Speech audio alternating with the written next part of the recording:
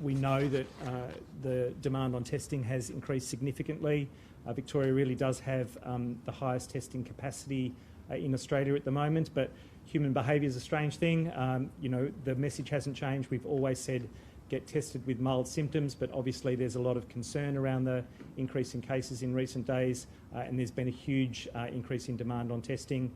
There have been queues for those testing sites. We want people to test all of the time, not just when there's some anxiety about where case numbers are going.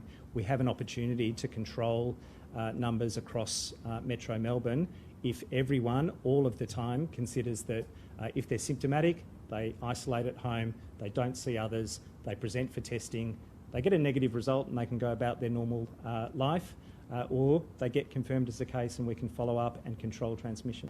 When we've seen who's been identified as cases in recent days and where those chains of transmission have occurred, we've clearly reached into those communities. It's a complex process. We've always had information in multiple languages.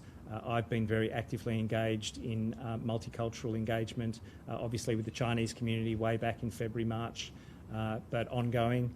I've met with the Islamic Council of Victoria recently. We're meeting with a whole number of ethnic community representatives, and I have always advocated to our comms team to engage with our intelligence team around where are our cases, what communities do they represent, and to use all mechanisms to reach into them. This is not an easy behavioural task to go through, and when the levers of government to really change every aspect of your life are in place, people go to other sources of information that question it.